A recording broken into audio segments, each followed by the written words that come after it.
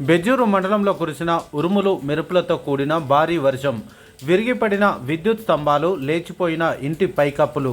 కొమరంభీం ఆసిఫాబాద్ జిల్లా బెజ్జూరు మండలంలో గురువారం సాయంత్రం 6 గంటలకు కురిసిన భారీ వర్షానికి విద్యుత్ స్తంభాలు విరిగిపోగా ఇంటి పైకప్పులు లేచిపోయాయి.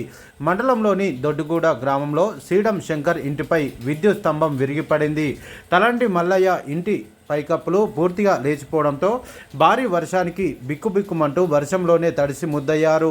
మండలంలో ఉరుములు మెరుపులతో కూడిన భారీ వర్షం కురియడంతో జనజీవనం అస్తవ్యస్తంగా మారింది. భారీ వర్షానికి భారీగా నష్టం వాటిల్లడంతో రాష్ట్ర ప్రభుత్వం నష్టపరిహారం అందించాలని బాధితులు సీడం శంకర్, తలండి మల్లయ్య రాష్ట్ర ప్రభుత్వానికి గురువారం సాయంత్రం 6:30 విజ్ఞప్తి చేశారు.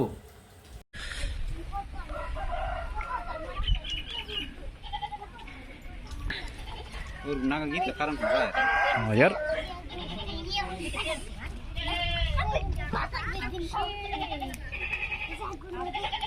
वड़का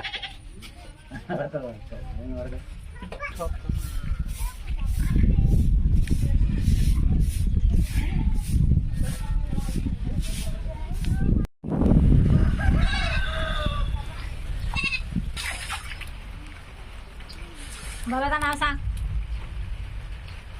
हो येतो वरी.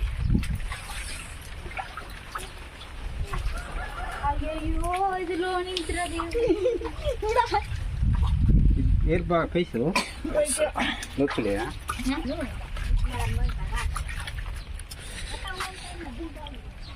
గాలి లేసింది, రేకులు బొత్తిగా ఇంటి మీద రేకులంతా పోయినాయి గాలికి. మొత్తం తడిసినాయి బట్టలు బాతలు అన్ని దానం బీనం బొత్తి తడిసింది.